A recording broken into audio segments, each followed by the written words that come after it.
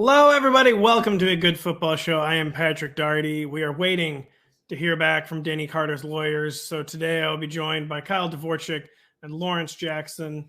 We'll be taking a brief spin through the latest NFL news, and we're talking brief. There's not really anything going on. Before debating what might be some underrated rosters and some thin skill cores heading into the 2022 season. But first, Kyle, I want to ask you about a Twitter post that you had Tuesday morning that I thought was very brave. It was 8 habits of people who have built generational wealth via passive income. And, but this can be applied to so many different things, how to be successful in business, how to build passive income, how to earn your father's love, etc. And I just want to take, what are some of your tips for people looking to build generational wealth via passive income? There was one I thought was very interesting, the second to last bullet point. I don't remember what order they go in, but there's some pretty, I think, novel ones that people don't talk about is have rich parents, have a rich dad. If you have a dad who's super wealthy, it is one of the easiest. You're not grinding if you don't have a wealthy dad. No, exactly. Yeah, I think that's what's important is you have to win that lottery at life to start grinding. And then have a dad that could beat up your friends' dads. Like that to me was also pretty important. Just sizing up the fathers and thinking if stuff went down, I'd like my dad to be able to beat up your dad. Hydrate before doing any sort of hard drugs. You definitely want to make sure if you're inebriated in any way, you got to make those hydration levels stay high. What was the one you stuck out to you the most? Learn how to read. Yeah, I haven't done that one yet, so I can't attest to it. But it's something like I think maybe I could have thrown this one in because there's only 7 habits. I think is listen to smart people, and most of the smart people I know how to read. So I think that's something that I'll be working on. But I listen to so many podcasts, and I have Denny doesn't know how to read. Yeah, no, that's maybe kind of a leak in most of the NBC Edge staff. What are we batting like? 2 of, let's say we have like 10 or so. You and Crane know how to read week 17 schedules, and I think that's about it. They're just like written in like hand signs, like people just like making motions to signal Broncos versus Chiefs. I'm like, yeah, I get that. Yeah, I mean, so Kyle's post, if you haven't seen it, I think it's referencing the endless deluge of inspirational threads on fantasy football Twitter this summer, and can't say it's been the most appealing trend. And I also can't say it seems anywhere close to going away. And so we will be reading your threads, all some of your 69-point threads on how to be successful and have rich dads. But first, I guess we just get into the news. I said there was news. There's 2 news items, kind of 3. We combined 2 of them. But Pro Football Talk and NBC's Mike Florio, reported Thursday that Saints running back Alvin Kamara is bracing for a 6-game suspension stemming from his winter arrest on assault charges in Las Vegas, as one does. Although Florio reports it's unclear when the ban might actually be enacted, this certainly clouds Kamara's 2022 outlook. Kyle, how concerned should fantasy managers be? Should we even be concerned? And, this does play into other Kamara concerns. The new offense is really bad 2021. Does this change anything for Alvin Kamara and trying to determine his value in summer drafts? I hope you were listening to the Thursday show. I believe it was last Thursday because Karain was talking about this, and I hadn't even thought of this. I just told him I wasn't really getting to a lot of Kamara because I wasn't sure how the new offense, the old offense was designed perfectly for him to be a top 5 running back. I'm not exactly sure that's what the new offense is going to be. It shouldn't be a drastic philosophical change. I think more so the offense is changed by Jameis Winston and him not wanting to throw the types of throws that we love for Alvin Kamara and them just running the ball with Kamara more, which for most running backs is good. For him is kind of the exception. Just giving them passes. That's all you want. Just give me the passes. But then he brought up the fact that we could still be facing the suspension. It's not something I brought up in any of my, indictments, my negative comments on Kamara. And it was like 3 hours later, we got this drop that isn't the official announcement of the suspension, but it further codifies what we thought was a possibility. And what was 6 games, right? That's not just your no joke. No, I mean, that's an ADP mover. Yeah, exactly. The 1 or 2 game, your first time getting popped for PEDs, it probably doesn't change the complexion of your ADP that much, right? This is not that. This is much more. So yeah, I don't think the market will correct enough for this, but that's also a factor of me having not been the most interested in him to begin with, where his ADP was. And I know they probably should bring in a free agent, but I'm still going to be taking a lot of Mark Ingram. They just give anybody off of the street. So many touches whenever Alvin Kamara is out. They're like, the Alvin Kamara role is good, right? But what if we merge that and the backup role into one super role? Because over the past 3 years, I think it's about 7 games we've seen without Alvin Kamara. Not a huge sample, but it's kind of obvious how they want to play it. The Saints' top running back by carries in non-Kamara games has averaged 17.4 carries and an astonishing 6.2 targets per game. Like, those are Alvin Kamara numbers for guys who are not particularly good. Like Latavius Murray, Mark Ingram, Tony Jones, Ty Montgomery. They all have like certain decent skill sets, but they don't all put it all together like Kamara does. And the Saints staff just doesn't care. Like, this week he is Alvin Kamara. So for now, I don't think we've seen this like shock in Mark Ingram's ADP that we should have. And maybe that's the fear of a free agent coming in. And the caveat with those stats is that they're mid-season or late in the season. It's probably less likely that you bring in a free agent running back and just throw him to the Wolves right away. Whereas you can kind of do that right now because you're not throwing him to the Wolves. You get a training camp's worth of reps. But they really do like Mark Ingram. They have consistently used him as the foil to Alvin Kamara. So I think he steps into at least the 1A role anytime we don't have Alvin Kamara. And he could just be 1A plus 1B, which is just nuts for even 3, 4, 5 games. The suspension gets appealed down, right? It is so worth it at his ADP. Lawrence, I don't even know what to think about Kamara because Kyle made a bunch of interesting points. The offense probably won't really even change that much. I mean, Sean Payton's gone, but like all of his like acolytes are still there. How did you feel about Kamara before this even happened? And it's also weird too. Like they didn't do anything. It was a really bad backfield behind Alvin Kamara last year, and they did very little to like upgrade it this offseason. I mean, kind of like the upside option seems to be an undrafted rookie, Abram Smith, and yeah, just what are your thoughts on the Saints backfield? Yeah. Well, I mean, before this, you mean before the tweet happened, or before? I mean, that and after. I mean, clearly we know after we're more concerned. I think that. Well, for one, I think Mark Ingram ADP ain't changed that much because it hasn't really hit yet. You know what I'm saying? It's like the day that whatever suspension he get, if he get one. That's when you'll start to see Mark Ingram ADP moving not a little bit, but probably a lot. 6 games is a big chunk of the fantasy season. I thought that when that Pro Football Talk tweet came out, I thought Kamara had quote tweeted it and was like, that's cap. But I was looking for the tweet and I ain't see it. So either it didn't happen or he deleted it. Well, he didn't quote tweet it. He only replied. Okay. So he wasn't that confident. And if he wasn't really, something of the nature of like, I haven't heard of this yet or whatever. This is news he asked to me. Mike Florio, he said, can you tell us when Jesus' gun returned to earth? As in, like, he doesn't know. Okay, yeah. As in, if he doesn't know. That's what it was. Yeah, as in, I feel like he would have quote tweeted him. It was something that said, like, hey, hold your horses real quick. That's really all we could do is, fans and fantasy football managers, if there's no suspension, then he gonna be a typical RB1 regardless. That's how he's going to get drafted, probably in the second round now though, because of the elite wide receivers that we have going in the first round. But he'll still he'll be drafted to be in most cases your running back 1 should there be no suspension. Now, like y'all just said, 6 games, that's an ADP mover right there. That like couple of rounds worth. At that point, you pretty much like looking at the other people in your draft, like who gonna take them? Am I gonna? Let me ask you. He's the RB12 right now on Underdog, which we know is the more obsessive, like plugged in group of drafters. He probably has a higher ADP, right?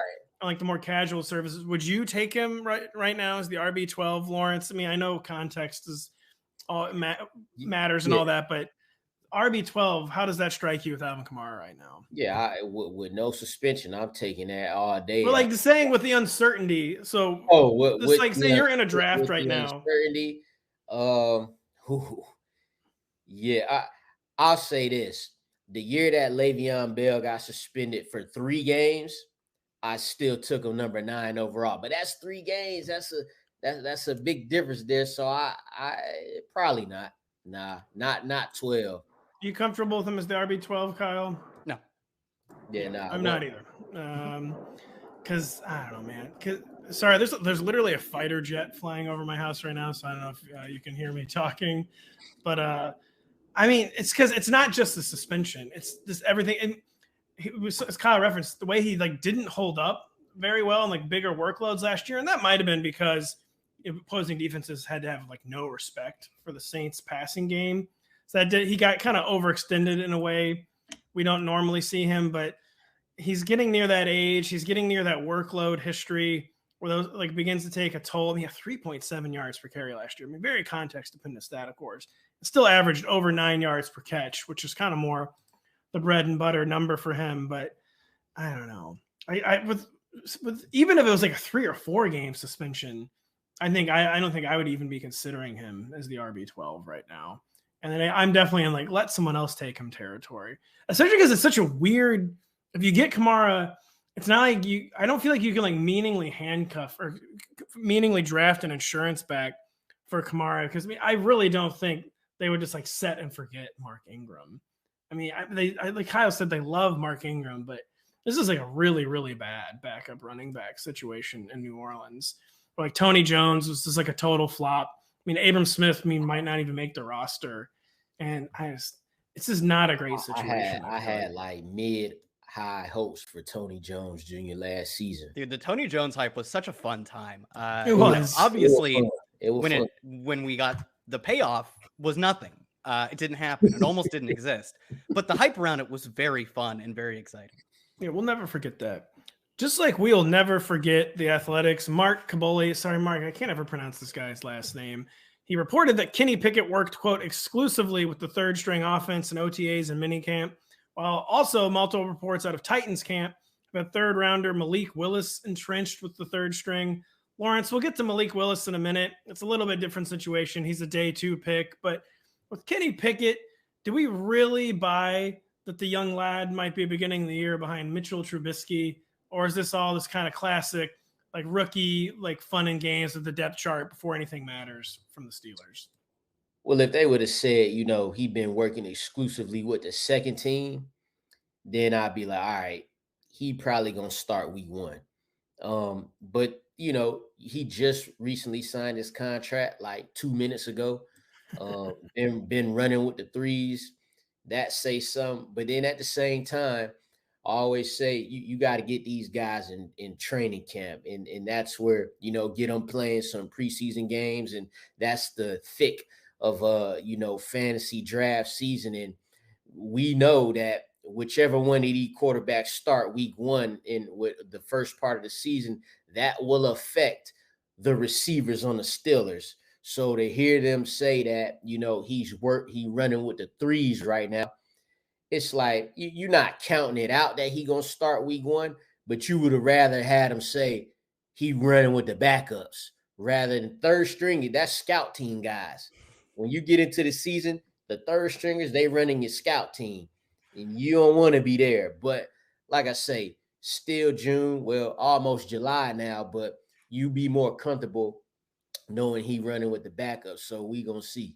Well, that is an interesting point too, because it's not like the reps that actually matter are training camp and the preseason, of course, but it's not like these reps don't matter at all. And like you said, with the third string, you're not getting quality reps. You're just getting like, this is how the NFL works reps. Who do you think he was throwing to? Yeah, can you name like the 9th receiver on this team? I certainly can't. So, I mean, Kyle, what do you think? I mean, are we entering a world where Mitch Trubisky is going to start week 1? Or I could still just seeing this being like a Mike Tomlin, like Hardo moment, though. What do you think? I think the Mike Tomlin Hardo moments will carry on for like 2 actual NFL weeks, like 2 weeks of the season. And then he'll see Mitch Trubisky play. And I don't think Trubisky is terrible, right? We saw a peak of Trubisky like 3 or 4 years ago where he looked good. He was schemed well and things worked out. And then that fell off a cliff and we kind of figured out who he was, and he's not that good.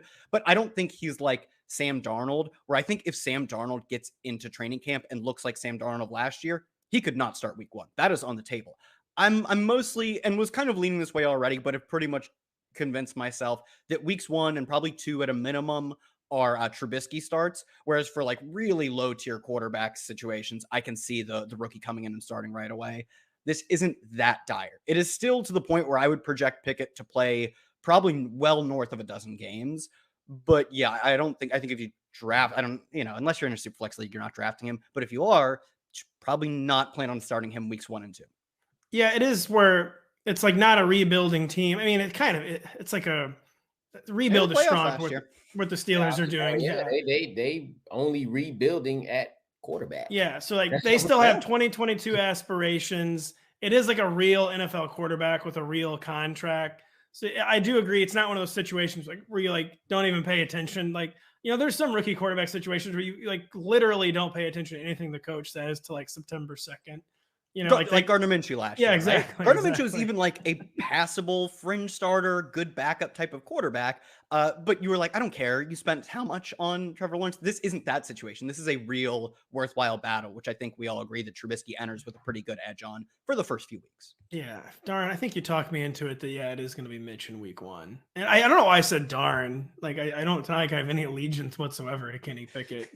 And maybe you feel like with Kenny Pickett that, that receiving core fare a little better. Maybe that's how you feel. That's how I feel, frankly. I don't think it's a massive difference. Pickett wasn't some stud. There's a reason he fell to where he did. But I think, especially ceiling-wise, we know Trubisky probably doesn't have a great ceiling, and he probably converts a decent amount of his dropbacks into rush attempts. I think more so than Pickett. Pickett's not a zero athlete, but if I had to project one for more rush attempts on dropbacks, it would obviously be Trubisky, and I think I'd project Pickett to be a bit more efficient. So I don't think it is a massive change. You're not like clamoring to get like George Pickens, their third, fourth receiver, off the waiver wire the minute Pickett is announced the starter. But like, I'd feel a little better playing like Deontay Johnson in DFS week 3 if that's the first Pickett start. Do we think we see any Malik Willis snaps this season? We had snaps or starts? Well, I'm saying snaps. We had 104.5 the zones, Buck Rising on our AFC South preview on Monday. A lot of really interesting stuff on the Titans. And yeah, he confirmed that, it's been strictly the third team. They're basically like rebuilding him from the ground up for the NFL. Like Liberty is one of those offenses where, like the whole offense looks to the sideline and like waits for the coach to hold up like one picture of Will Ferrell, then like one picture, of like Will Forte, and like that's the play somehow. And basically it's talking about like they're viewing him as like a true long-term project. And it's like not a situation where he's like putting heat on Ryan Tannehill this year, and then he's behind Logan Woodside. Do you guys buy that, or are we not going to see, the great super flex hope Malik Willis in 2022? I buy that more than Kenny Pickett. Ryan Tannehill, more established quarterbacks. I know we still got that last game versus the Bengals on our mind where he threw them 3 interceptions. Just only 2 would have been fine, Ryan. 2 would have been fine. Only 2, yeah, that would have been cool. But Tannehill, more established quarterback. This is another team that was in the playoffs last year, so they pretty much feel like, hey, we reloaded, we getting back to it. The season for the Titans will have to really go south before we see some starts. We'll say starts instead of snaps. Before we see snaps. he might get some snaps, get him by the goal line, running in a little bit, a la Trey Lance last year. But before he starts, that'll mean that, the season done went south. Tannehill probably playing like how he played in the Dolphins, or what caused him to get traded from the Dolphins. He'll be playing like that. That's the only scenario I see Malik Willis starting this year. And that's how it should be for Malik Willis in his rookie year. We kind of figured out what it was going to be, develop him a little bit, let him get behind, a veteran quarterback, learn the game, learn the playbook, all the things of that nature. So him running with the threes is a lot more like realistic to me. Yeah, that's where I land. And like, that's the reason we're talking about snaps versus starts. We're not talking about that with Kenny Pickett. He'll get starts. He'll get a lot of starts, probably. It's most likely, unless Trubisky really turns it around. We're looking at snaps. We're looking at like, unless I think Lauren points out a good point that like, maybe in Superflex, there's some value to the idea that like, we have Tannehill who looked bad last year and his weapons got worse. Like, there's no doubt that losing AJ Brown, whatever games you got from Julio Jones, going to Robert Woods and like asthma inhibited Treylon Burks is a downgrade. It's undoubtedly a downgrade, and he was already not up to his standards last year. There's a very real scenario where like Burks just isn't ready, and we've seen that already. Robert Woods is who he is, a good complementary piece who probably shouldn't be your one. And after that, like, you're funneling like 8 targets game to Austin Hooper. That is not it. Or Nick Westbrook-Ikine, where the offense just completely collapses. I think that's possible. But in that scenario, Malik Willis enters a very bad offense. You're not awfully excited. You're still getting good, the good like carries, rush attempts, and maybe some goal line work from him. But you are looking at a very rough passing output from him. So I think even in the starts, it's on shaky ground at the best. And really for this offense, if you have any pieces that aren't the quarterback, you don't want that. By the way, Mr. Rising on Monday's pod said like the highlight of Titans offseason practices so far was Ryan Tannehill's connection with Austin Hooper, by the way.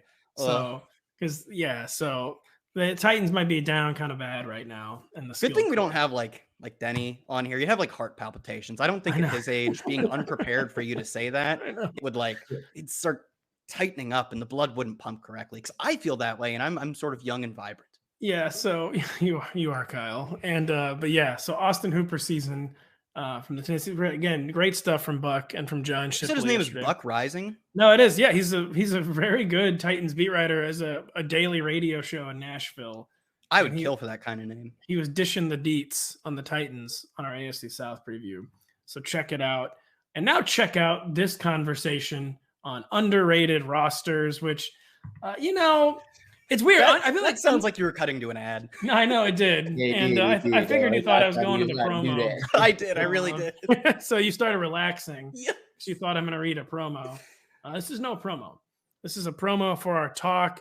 And we're going to talk underrated rosters. And one of my observations is like underrated roster talk has kind of become like sleepers in fantasy football, where there's really like no such thing anymore, since we just start talking about the next season like the day after the Super Bowl. And at least in our little bubble, we've been talking about like the Lions for months now. And we've been talking about kind of the Dolphins for months now. But we're going to go through whether these, so spoiler alert, those are two of the underrated rosters we're going to talk about. We'll start with Lawrence, who did nominate the Lions. I recently did our fantasy preview on the Lions. And Lawrence, what is the case, the opening case for the Lions being an underrated roster, Lawrence? Well, despite, Jared Goff finishing last year's quarterback 24 in fantasy, they were able to produce, top tier talent at the skill positions in Amon-Ra St. Brown, Deandre Swift, TJ Hawkinson, all of those guys who missed some games last year. In Amon-Ra St. Brown's case, it took him a while to, start to being a starter regularly. But they got playmakers, simple as that. I heard you too. I read that preview, Pat, you did on the Lions, and you spoke of DeAndre Swift's upside and him being able to, get up there to that top 5 range if everything works out. And that's definitely within the realm of possibility. Just seeing his last season, RB11 on a points per game basis. We're talking PPR here. He missed some games, but we saw that when he did play, he was very effective. And coming into year 3 for him, it's his time to shine now. Hopefully he get a clean bill of health. You got Amon-Ra on the outside. Now they did bring in DJ Chark. Drafted Jameson Williams, but we don't know when he'll return. Listen, at the end of the day, Amon-Ra St. Brown, 119 targets, 90 catches, over 900 yards and 5 touchdowns. 0 drops. Yeah, you just don't and he's young. Like you're gonna tell me that kid's gonna get worse? No, I don't buy that. They brought in Jameson Williams to make the passing game even better. That's not because they didn't feel like Amon-Ra didn't perform. He very much did that, finishing as a wide receiver 21, despite the fact he was not starting consistently until week 12. So, and then you got TJ Hawkinson, another guy who's going to finish inside the top 10 as far as the tight ends go. Not that saying that's much at the tight end position, but he's going to give it to you consistently. He started out the season real good, suffered the injury, but still was able to give you a top 6 production on a points per game basis. So, they're the Lions. So we hear we low.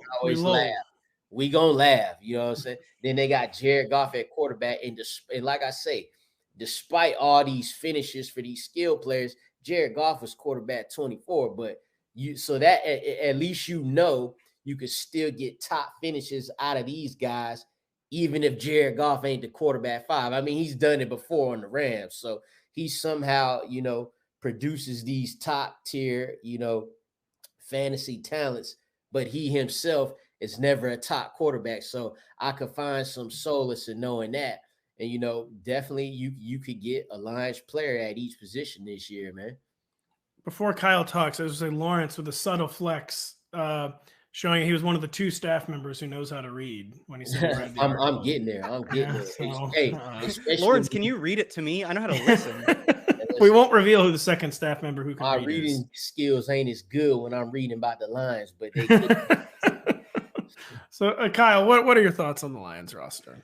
Yeah, I'm not saying you should go out here and just stack up Lions in your home drafts where some guys like, I'm going to take Garrett Wilson in the first round because I like Ohio State and I'm a Jets fan. Like in softer drafts, you probably don't need to stack up the Lions. Like I think a lot of what we're doing in finding these underrated offenses is trying to find places where like modestly sharp ADP doesn't mismatches production. And yeah, like the Lions aren't great, but like Jared Goff on Underdog goes as quarterback 25. And as Lawrence said, he was quarterback 24 last year. He missed a few games. He was quarterback 23 in terms of points per game.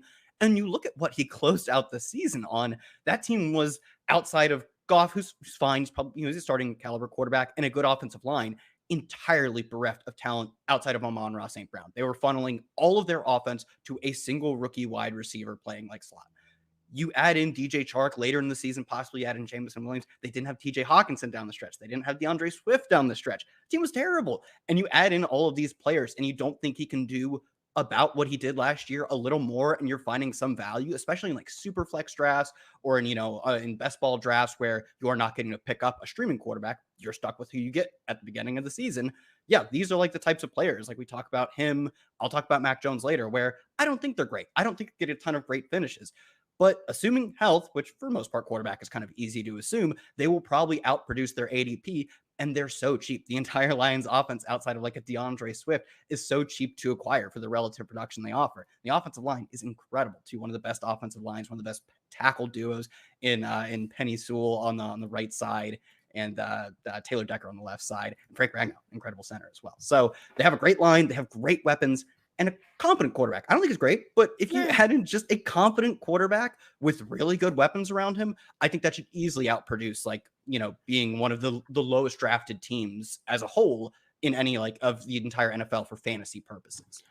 I think what it boils down to is that I think we still won't get spiked weeks from Jared Goff, but that spiked weeks from the individual pass catchers are a very real possibility. As Lawrence hinted at, LA, Jared Goff did produce spiked weeks for his pass catchers all the time. And, Sean McVay was probably mostly responsible for that, but it's kind of underreported. Anybody hear about this? Anybody follow this? Where 28 minutes in, that's the over actually. That's the over by a lot. After Dan Campbell took over as the play caller last week 9, he actually his focus was sparking the downfield passing attack. And he did so with Josh Reynolds, who they had claimed off waivers. So I thought it was at least promising that Dan Campbell was we have to try to pass down the field. Even I know it's Jared Goff, but we have to try to design some offense down the field. And Josh Reynolds is actually still on the roster, but it's going to be a whole lot easier to do with DJ Chark, Jameson Williams when he's back, and Amon-Ra St. Brown, where I think that does increase the weekly ceiling of the offense, even if the floor is still very low. On Amon-Ra St. Brown, I will say I agree with Lauren. It was a guy who does that as a 4th-round rookie. He's not going to get worse. But there is a big difference in competing for targets with Jameson Williams and DJ Chark compared to Josh Reynolds and Khalif Raymond. So I don't know if we'll just see the truly insane, prodigious volume we saw. But and as I mentioned, last year he finished as wide receiver 21. I actually have him ranked lower this year for that reason. Swift being available, Hawkinson being available, adding in DJ Chark. So those types of things maybe give him a little, a little bump, not bump, the opposite of bump a little bit. So, it's cool. You can bump in the wrong direction. I do like Dan Campbell too. I wouldn't want him coaching my favorite team if I had a favorite team, but like he's hyper aggressive on fourth down. When he took over play calling, you said they tried to push the ball downfield a little more, and they were incredible against the spread, right? His team was motivated and playing hard throughout the entire season. They weren't this like Urban Meyer mess where, outside of an awesome. Yeah, they went 3-5-1 down the stretch after beginning 0-8. Not terrible. They're not a disaster. They're competently landing the plane of tanking for like 2023. Yeah, I was gonna say that's why I still think like a lot of the 2022 Lions hype is misplaced. Where I think their win total is usually at 6.5, and they got better at a lot of individual positions in offense, but I mean, really the only addition on defense with Aiden Hutchinson, and that's a big addition, but they basically need him to be like Chase Young. They need him to play like corner as well. Yeah. They need him to be two people, and one of those people has to play corner. They need him to make like a Chase Young or like Nick Bosa type impact as 100%. A rookie, which just is not the norm for that to like really turn around this defense. And at the end of the day, it's still Jared Goff. And I still feel more comfortable with the under of 6.5 than I do. Oh yeah, we with you on that under there. I'm with you there. But yeah, so the roster though Kyle, right? It's beginning to come into form for 2023 and 2024. And like we're very quickly, Lawrence right for proposing this team. They're very quickly nearing the territory where we talk about the Lions as a team that's only a quarterback away. Basically, they're definitely trending in that direction. They're not a quarterback away for 2022, but they're trending in that direction. And by the way, they have no alternative to Jared Goff. It's Tim Boyle still as the number 2, and he was a little better than I thought he would be when he got on the field last year, but he is still one of the worst quarterbacks on an NFL roster. So do you do the like ranking every quarterback situation? I used to in the past. I didn't last summer for reasons I really don't understand. I kind of just ran out of time. Okay. But when you talk about Tim Boyle as a backup, that's exactly who I think of as like Jared Goff isn't the worst starting quarterback. I don't think, but Tim Boyle's up there for worst backups. He's real bad. And so Kyle, I was trying to do another ridiculous sieg, but who's the team? Who is your underrated roster for 2022? I love the Pats. The Pats are like a legitimate good team. We don't have to talk about them sort of cagey in the way that like I like the Lions as a spry team to pull off some upsets. The Pats are an incredibly good team, both in on-field success, but efficiency. They're like a really sneakily good offense last year. 11th in drop back EPA, 7th in rush EPA, and almost the exact same thing in DVOA. Their offensive line, PFF ranked as the 7th best offensive line heading into 2022. And the biggest turnover will be inserting a first-round pick and Cole Strange into the offensive line. If you're going to have turnover, better that than, some $2 million a year free agent, right? I don't know if you want to call him. He's a first-round pick, technically. So, like, what was it? Like, McVay and their GM were like, we thought we might get him in the 4th round. So, I have to be candid with that I don't know if I would have taken him in the 1st round. But overall, it's not a lot of turnover for an offensive line that was good last year, and the turnover could be a lot worse. And then their receivers are all good. They're sort of in the way we talk about the Lions. Maybe don't have a star, right? A true stud, but they're all good. Kendrick Bourne was 14th in yards per route run last year. Jacoby Myers has been incredible in like target share and air yard share, just controlling an offense that you kind of wouldn't expect him to come out of nowhere and control. And they're so cheap. I mean, Jacoby Myers was the wide receiver 33 in half PPR last year. He's going as the wide receiver 62 on underdog. I get it. Devontae Parker comes in. He takes some targets away. Maybe Tyquan Thornton comes in and takes some targets away. The discrepancy between those two things is, to me, almost unbelievable how far we're straying from actually finding points. I get it. I don't feel like Jacoby Myers has a great ceiling, right? I don't see him going out and doing something incredible this year, 1,200 yards and 10 touchdowns, right? In fact, he may score 0 touchdowns, as has been his MO. But the difference between his ADP and the points we can reasonably expect him to put up is pretty just unbelievable to me. Mack Jones has the same thing going for him. He's the QB 18 in points last year. That's not great. It's not going to win your league. But at the cost of QB 24, knowing that he was a rookie last year, coming into his 2nd season, now getting multiple wide receiver upgrades, yeah, I think he should be at least able to outproduce QB 18 numbers, let alone his actual price, which is QB 24. And I find this like entire up and down the depth chart, right? Jonah Smith was one of the best tight ends in yards per route run last year, misused, but he's free. He is like literally free. He goes undrafted in plenty of leagues, especially your smaller leagues. If you need a 3rd tight end in best ball, I'm totally fine taking an efficient, not often used Jonah Smith if I already have Mack Jones on the roster. So to me, this is just a team that is unexciting, but they put up points. And that's how even, obviously they had Tom Brady, but even when the rosters outside of Tom Brady were pretty bereft of talent, they still put up points. And I still expect them to put up points this year. And no one wants to draft them. It's disgusting to draft them. And they're going to outproduce their ADP multiple players across the board at multiple positions. Lawrence, Patriots. Yeah, seeing as how I just talked about the Lions, that's who I used to compare them to. It's from a fantasy perspective. Like Kyle said, they're a good football team. They is in the playoffs. What he also said is they're not as exciting. And that's where I'm gonna go with. He also mentioned Jonah Smith being misused, and I hate that so much because I probably would feel different about this because I love me some Jonah Smith. Please use him, right? All red-blooded Americans should love Jonah Smith. Jonah Smith has one lineup as a fullback and runs 80 yards for a touchdown, and he becomes like a national fantasy icon. Right, exactly. He did that once on the Titans.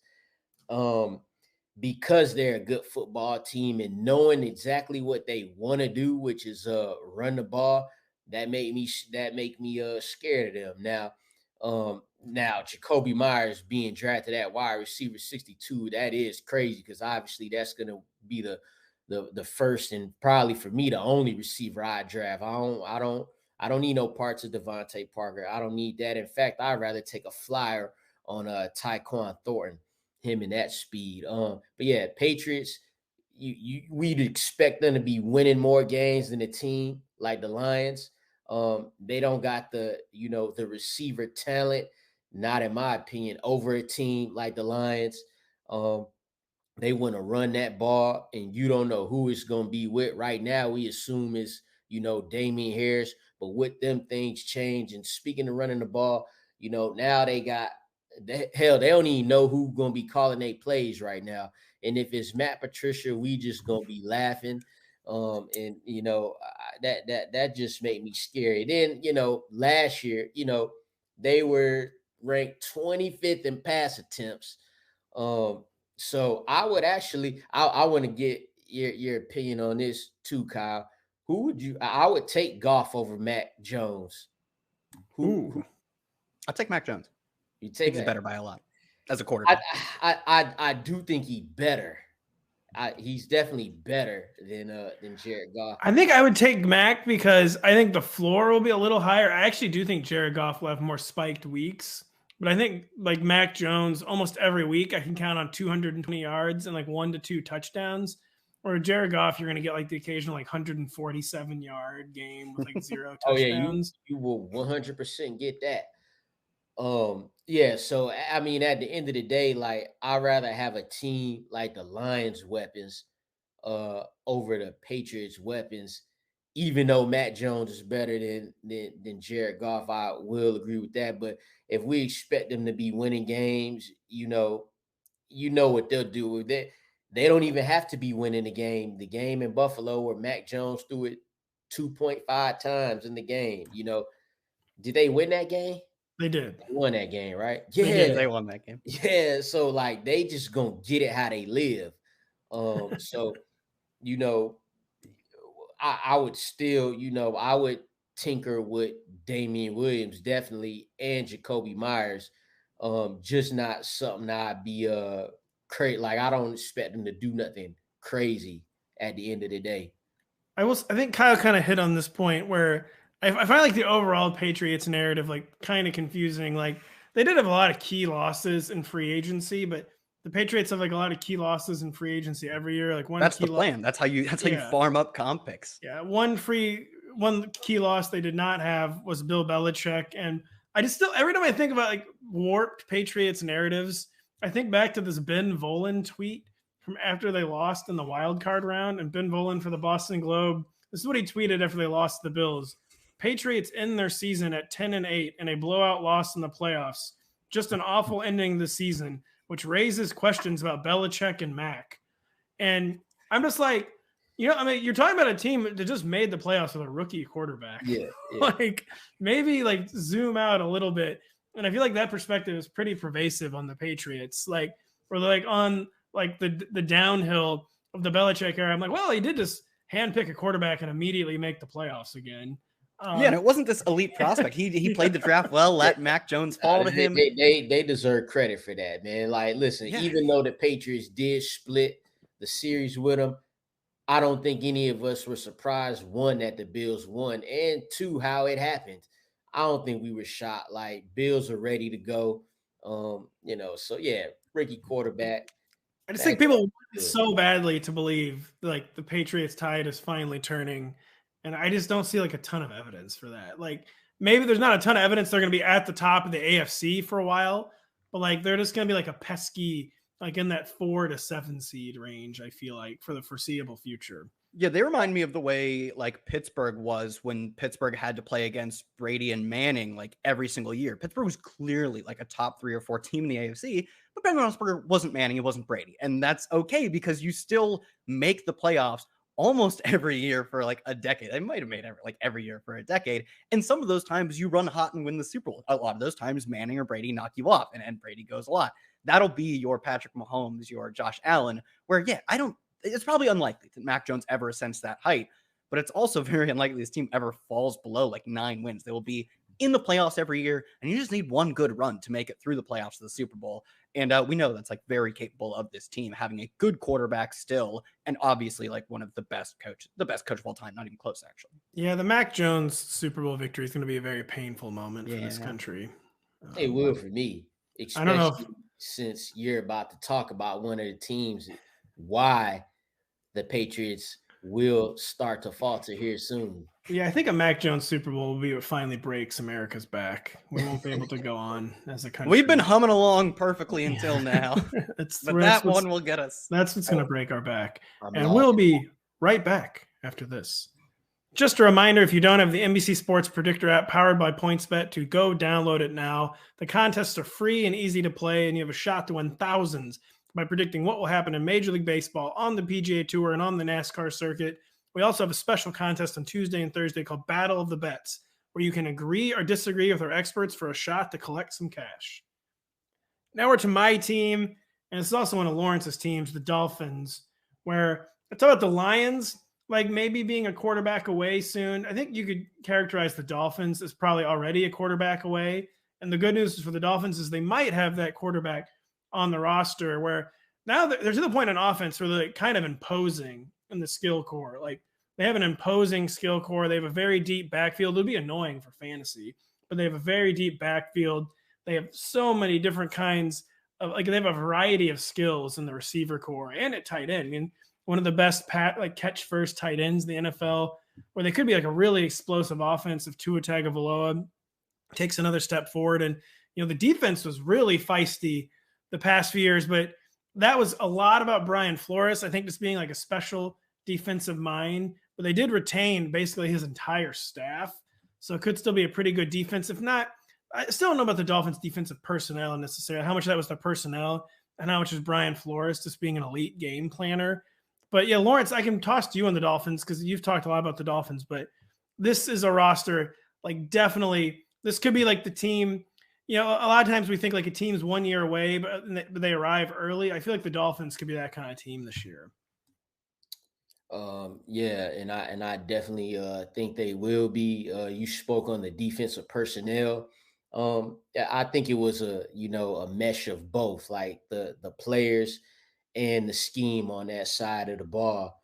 On offense, Mike McDaniels, he gonna draw it up for Tua, man. A lot of people are we already know the narrative. I don't have to get into that, but he's gonna dial it up for him. He's gonna focus on what he does best, and that's pinpoint accuracy. He does that well in the short and in the intermediate game, and just when you think he won't hit you over the top, he will certainly do that.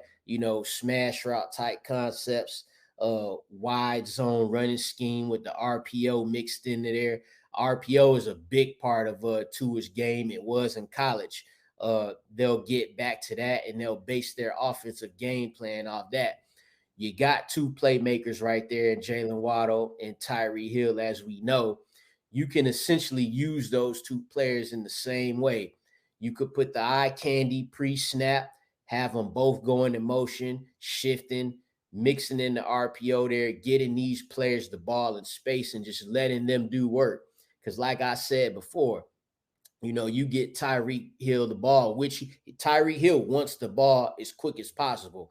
He said that already. You get him the ball near the line of scrimmage, get him the ball anywhere and let him take you to the promised land, just like he did for the Chiefs against the Bills in that playoff game.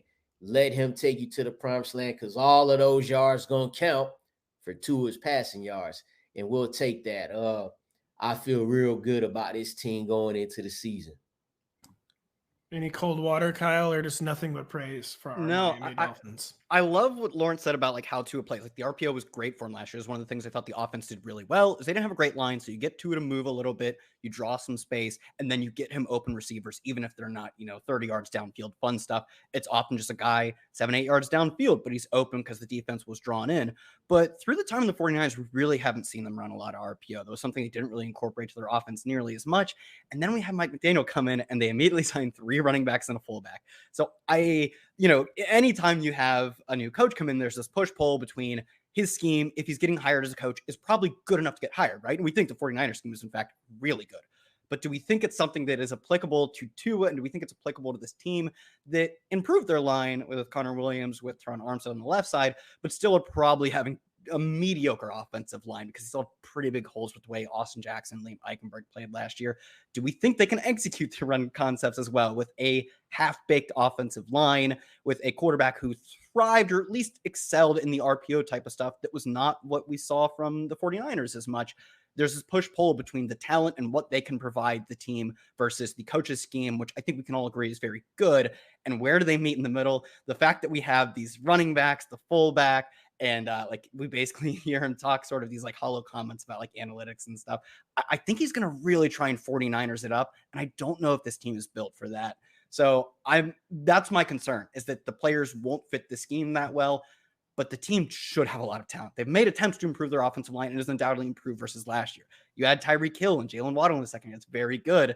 My only concern also is that this team is priced like they should be very good. Whereas we talk about, the Lions and the Patriots, they're priced like nothing. Whereas like you're still paying a decent amount for Waddle, for Tyreek Hill. So you cannot have a bad outcome. Whereas like you could have a bad Lions outcome for Jared Goff and DJ Chark, and the cost just makes it almost not matter, right? It's all upside with very little cost, especially if you can cut these players if it's a redraft league.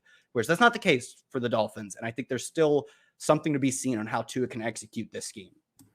It all comes down to Tua, doesn't it? And it was a bold concept from Chris Greer to finally try to improve his offensive line this offseason. It hasn't really been a core tenet of Chris Greer's time running the Dolphins. They seem to just completely ignore the offensive line. So the classic bold strategy, Cotton, they'll see if it pays off.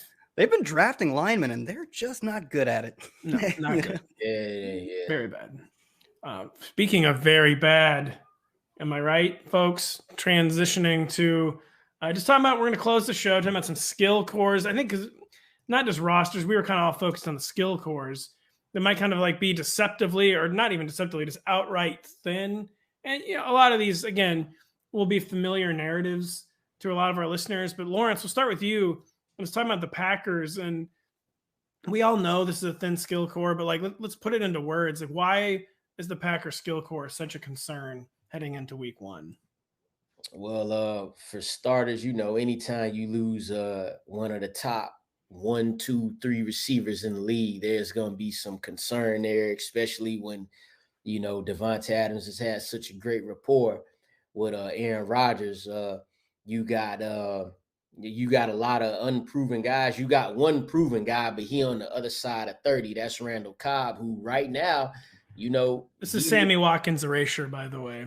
Yeah, that guy too. Right now, their starting depth chart includes Randall Cobb and Sammy Watkins, along with Alan Lazard. And I feel like a lot of people are expecting him to take the lead.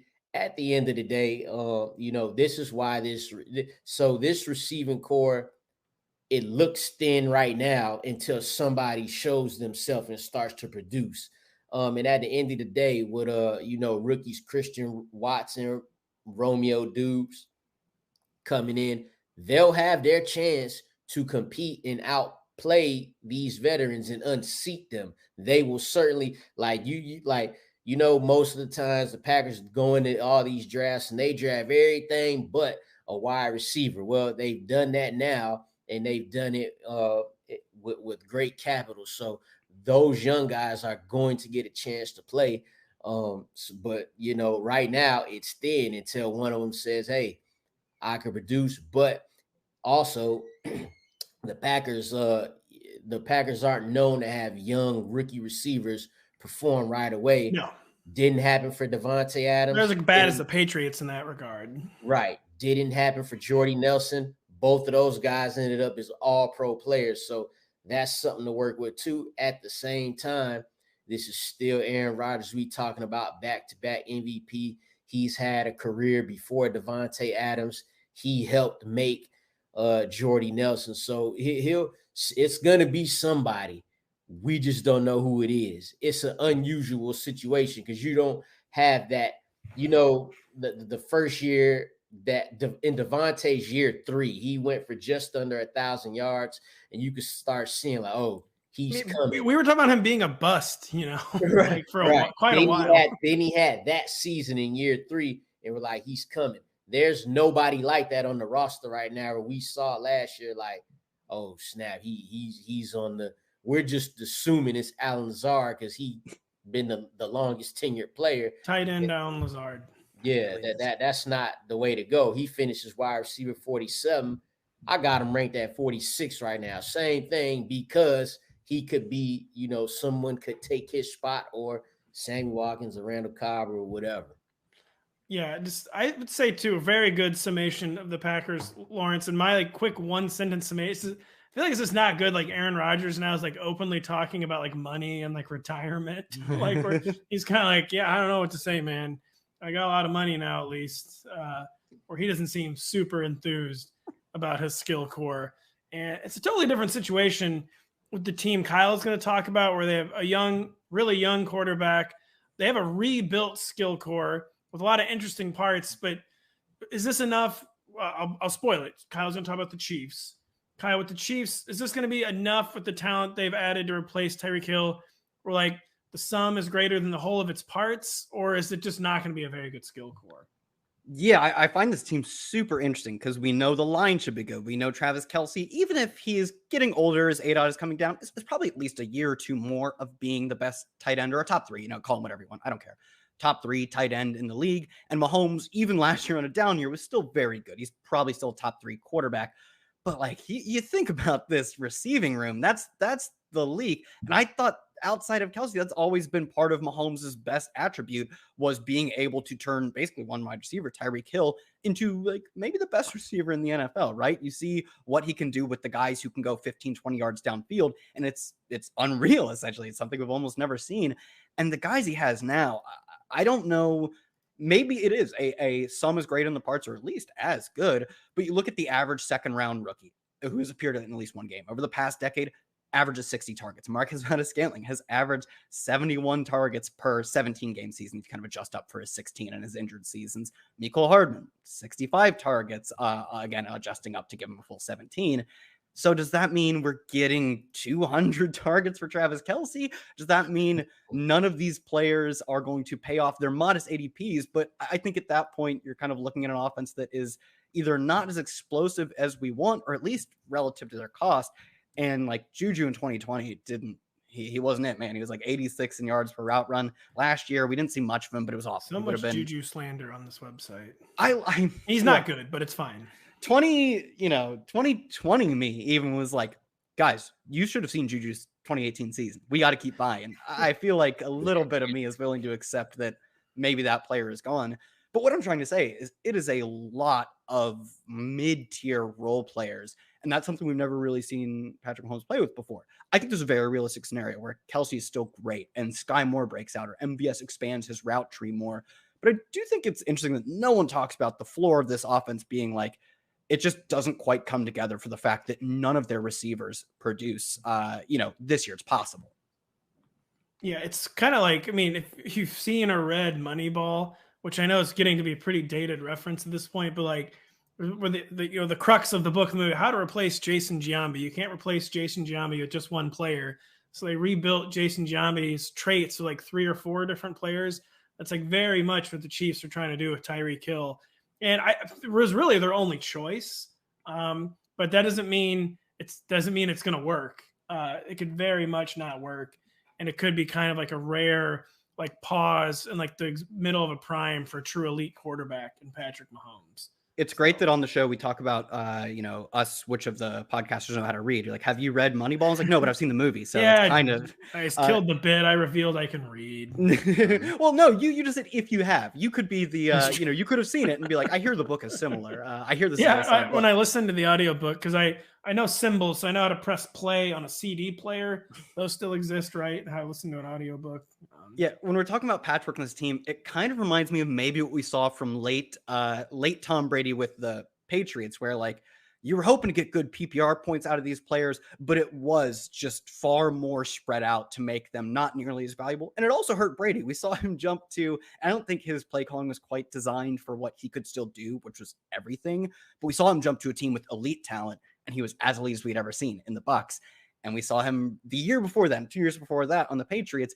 He was good, but he wasn't top 2-3 fantasy quarterback. And I wouldn't be surprised if Mahomes ends up being QB 4, 5, or 6, right? If Herbert, beats him this year, wouldn't surprise me. If Kyler Murray beats him this year, wouldn't surprise me. Whereas I don't have that same confidence, or I don't have that lack of confidence, in like Josh Allen. I'd be pretty stunned, barring injury, if he doesn't finish like top 3.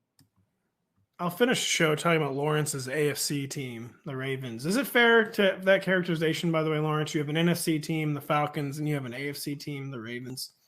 My team is good teams. Yeah, there you go. And no longer a Tampa Bay Lightning fan either, by the way. Yeah, those not good enough. Losers. Not good enough. Yeah, bunch of losers. Yeah. You could go with that. You could go with that. So I think with the Ravens, like we all know conceptually, it's not a very deep offense, but man, like I don't know if when you like dig into it, if you realize like just how dire it really is. We're like kind of like nothing is settled either. We're like we don't even know for sure.